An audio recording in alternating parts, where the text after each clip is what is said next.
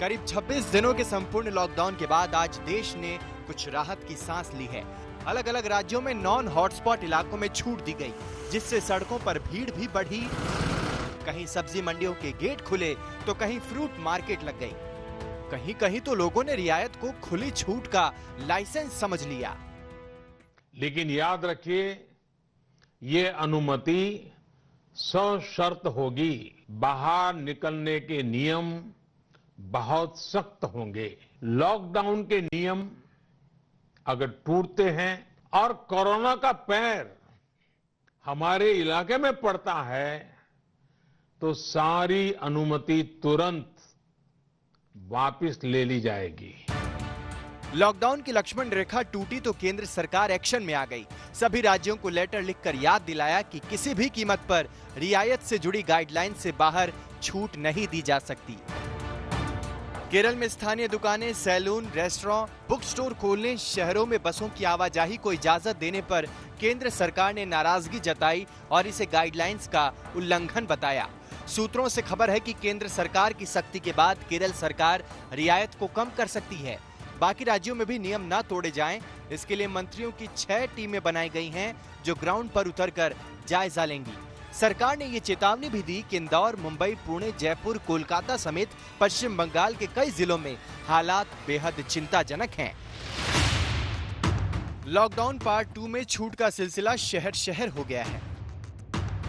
पटना के ग्रामीण इलाकों में ईंट भट्टियों में काम शुरू हो गया है। सरकार ने शर्तों के साथ काम को इजाजत दी है। ये बिहार के गोपालगंज की तस्वीरें हैं, जहां सरकारी अस्पतालों में ओपीडी सेवाएं आज से शुरू हो गई हैं। हालांकि सोशल डिस्टेंसिंग का पूरा ख्याल रखा गया। यूपी में टोल टैक्स शुरू हो गए हैं। हाईवे पर टैक्स लिया जा रहा है। पश्चिम बंगाल के आसनसोल में भी म्युनिसिपल कॉर्पोरेशन के ऑफिस खुलने की तस्वीरें आने लगी हैं। मेयर से लेकर कर्मचारी तक सब सोशल डिस्टेंसिंग का पालन करते दिखे। अहमदाबाद में कुछ उद्योगों को लॉकडाउन में रियायत दी गई है। हाईवे पर भी मूवमेंट शुरू हो गई है। गुजरात में आज से सरकारी दफ्तर के साथ साथ कई ऐसी असेंशियल जो चीजें हैं उसकी जो फैक्ट्रीज है वो शुरू हुई है। इस वक्त हम मौजूद है अहमदाबाद के बहुमाली भवन, ये सरकारी दफ्तर है और यहाँ पे आप देख सकते हैं जो एंट्री पॉइंट है वहाँ पे इस तरीके से एक टनल बनाई गई है। आज भी कई राज्यों में छूट दी जा रही है। हालांकि दिल्ली में संपूर्ण लॉकडाउन है। यूपी में हॉटस्पॉट वाले 19 जिलों में कोई छूट नहीं है। पंजाब में किसी तरह की रियायत 3 मई तक नहीं मिलेगी। महाराष्ट्र में ऑरेंज और ग्रीन जोन में कुछ छूट है। तेलंगाना में तो लॉकडाउन को 7 मई तक बढ़ा दिया गया है। राजस्थान में हॉटस्पॉट को छोड़कर बाकी जिलों में छूट दी गई है। यह साफ है कि कोरोना के हॉटस्पॉट वाले इलाकों में किसी तरह की कोई रियायत नहीं है।